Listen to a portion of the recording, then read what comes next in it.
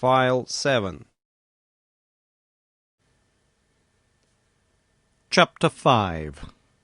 Question.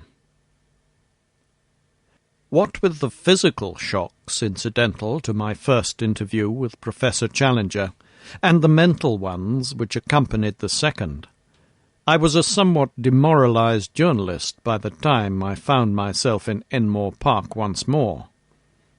In my aching head the one thought was throbbing, that there really was truth in this man's story, that it was of tremendous consequence, and that it would work up into inconceivable copy for the Gazette when I could obtain permission to use it.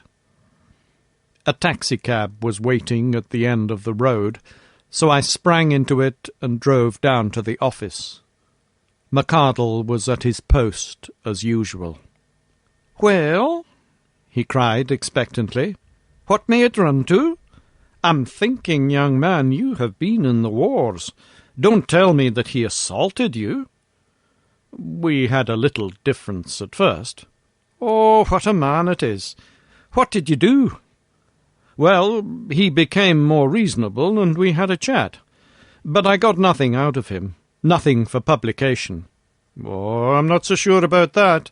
You got a black eye out of him, and that's for publication. We can't have this reign of terror, Mr. Malone. We must bring the man to his bearings. I'll have a leaderette on him tomorrow that'll raise a blister. Just give me the material, and I will engage to brand the fellow forever. Professor Munchausen.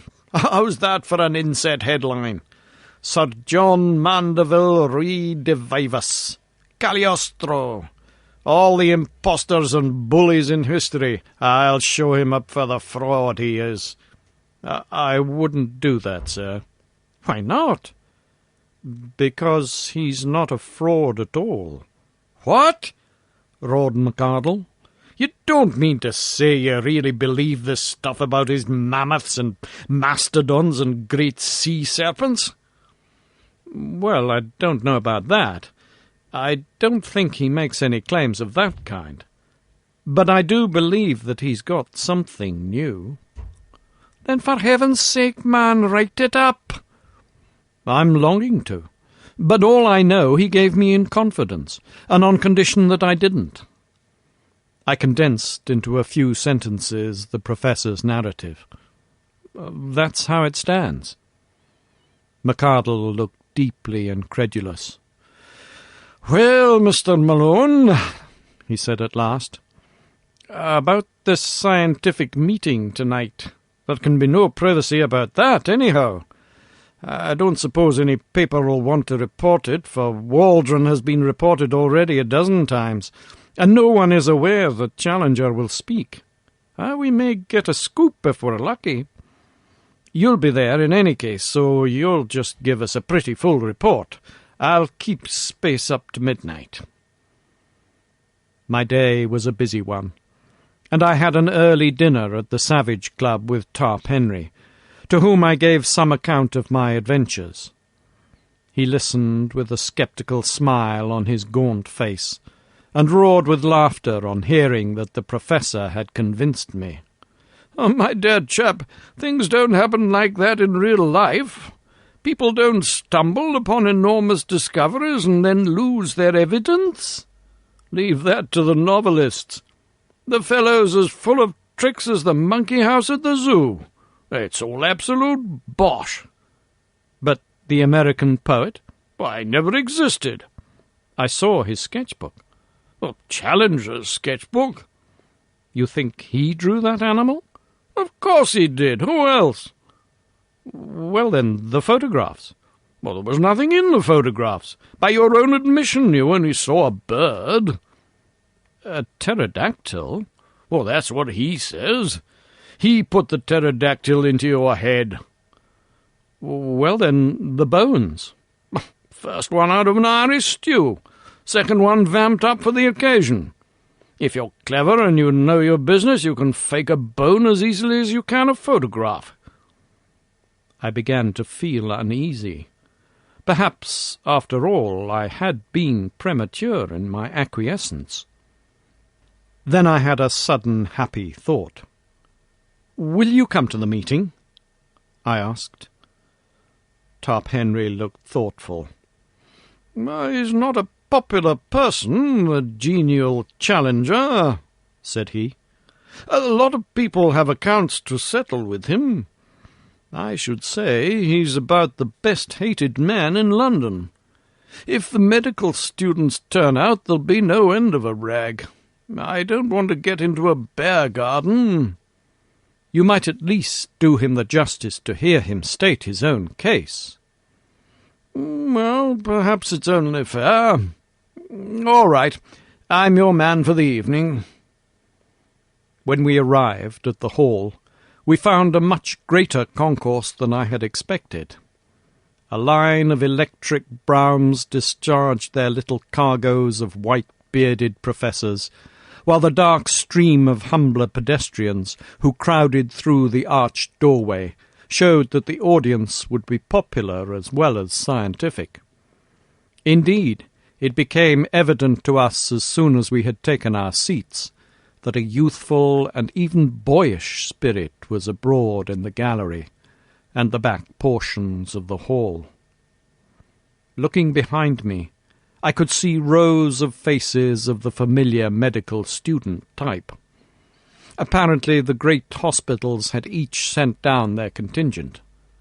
The behaviour of the audience at present was good-humoured but mischievous. Scraps of popular songs were chorused with an enthusiasm which was a strange prelude to a scientific lecture, and there was already a tendency to personal chaff, which promised a jovial evening to others, however embarrassing it might be to the recipients of these dubious honours. Thus, when dear old Dr. Meldrum, with his well-known curly-brimmed opera hat, appeared on the platform, there was such a universal query of "Where did you get that tile?" that he hurriedly removed it, and concealed it furtively under his chair. When gouty Professor Wadley limped down to his seat, there were general affectionate inquiries from all parts of the hall as to the exact state of his poor toe, which caused him obvious embarrassment. The greatest demonstration of all, however, was at the entrance of my new acquaintance, Professor Challenger, when he passed down to take his place at the extreme end of the front row of the platform. Such a yell of welcome broke forth when his black beard first protruded round the corner, that I began to suspect Tarp Henry was right in his surmise, and that this assemblage was there not merely for the sake of the lecture, but because it had got rumoured abroad that the famous professor would take part in the proceedings. There was some sympathetic laughter on his entrance among the front benches of well-dressed spectators, as though the demonstration of the students in this instance was not unwelcome to them. That greeting was, indeed, a frightful outburst of sound, the uproar of the carnivore's cage when the step of the bucket-bearing keeper is heard in the distance. There was an offensive tone in it, perhaps, and yet in the main it struck me as mere riotous outcry, the noisy reception of one who amused and interested them, rather than one they disliked or despised. Challenger smiled with weary and tolerant contempt, as a kindly man would meet the yapping of a litter of puppies. He sat slowly down, blew out his chest, passed his hand caressingly down his beard, and looked with drooping eyelids and supercilious eyes at the crowded hall before him. The uproar of his advent had not yet died away, when Professor Ronald Murray, the chairman, and Mr. Waldron, the lecturer, threaded their way to the front, and the proceedings began. Professor Murray will, I'm sure, excuse me if I say that he has the common fault of most Englishmen of being inaudible. Why on earth people who have something to say which is worth hearing should not take the slight trouble to learn how to make it heard, is one of the strange mysteries of modern life. Their methods are as reasonable as to try to pour some precious stuff from the spring to the reservoir through a non-conducting pipe, which could, by the least effort, be opened. Professor Murray made several profound remarks to his white tie and to the water carafe upon the table, with a humorous twinkling aside to the silver candlestick upon his right. Then he sat down, and Mr. Waldron, the famous lecturer, rose amid a general murmur of applause. He was a stern, gaunt man, with a harsh voice and an aggressive manner, but he had the merit of knowing how to assimilate the ideas of other men, and to pass them on in a way which was intelligible and even interesting to the lay public, with a happy knack of being funny about the most unlikely objects, so that the precession of the equinox or the formation of a vertebrate became a highly humorous process, as treated by him. It was a bird's-eye view of creation as interpreted by science, which, in language always clear and sometimes picturesque, he unfolded before us. He told us of the globe, a huge mass of flaming gas flaring through the heavens. Then he pictured the solidification, the cooling, the wrinkling which formed the mountains, the steam which turned to water, the slow preparation of the stage upon which was to be played the inexplicable drama of life. On the origin of life itself, he was discreetly vague. That the germs of it could hardly have survived the original roasting was, he declared, fairly certain. Therefore, it had come later.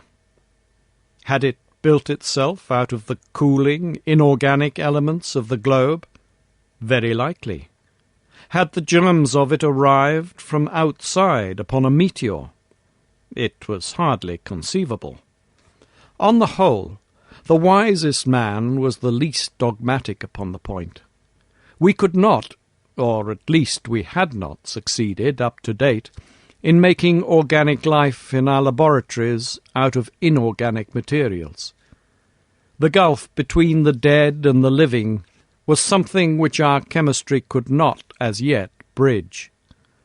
But there was a higher and subtler chemistry of nature, which, working with great forces over long epochs, might well produce results which were impossible for us. There the matter must be left. This brought the lecturer to the great ladder of animal life, beginning low down in mollusks and feeble sea creatures, then up rung by rung through reptiles and fishes, till at last we came to a kangaroo rat, a creature which brought forth its young alive, the direct ancestor of all mammals, and presumably, therefore, of every one in the audience. "No, no!" from a sceptical student in the back row. If the young gentleman in the red tie, who cried "No, no," and who presumably claimed to have been hatched out of an egg, would wait upon him after the lecture, he would be glad to see such a curiosity. Laughter. It was strange to think that the climax of all the age-long processes of nature had been the creation of that gentleman in the red tie. But had the process stopped? Was this gentleman to be taken as the final type, the be-all and end-all of development? He hoped that he would not hurt the feelings of the gentleman in the red tie if he maintained that whatever virtues the gentleman might possess in private life, still the vast processes of the universe were not fully justified if they were to end entirely in his production. Evolution was not a spent force, but one still working, and even greater achievements were in store. Having thus, amid a general titter, played very prettily with his interrupter. The lecturer went back to his picture of the past, the drying of the seas, the emergence of the sandbank, the sluggish, viscous life which lay upon their margins, the overcrowded lagoons, the tendency of the sea creatures to take refuge upon the mud-flats, the abundance of food awaiting them, their consequent enormous growth. "Hence, ladies and gentlemen," he added, "that frightful brood of saurians which still affright our eyes when seen in the Wealden or in the Solnhofen slates, but which were fortunately extinct long before the first appearance of mankind upon this planet." "Question!" boomed a voice from the platform. Mr. Waldron was a strict disciplinarian with a gift of acid humour, as exemplified upon the gentleman with the red tie, which made it perilous to interrupt him. But this interjection appeared to him so absurd that he was at a loss how to deal with it. So looks the Shakespearean who is confronted by a rancid Baconian, or the astronomer who is assailed by a flat-earth fanatic. He paused for a moment, and then, raising his voice, repeated slowly the words, "which were extinct before the coming of man." "Question!"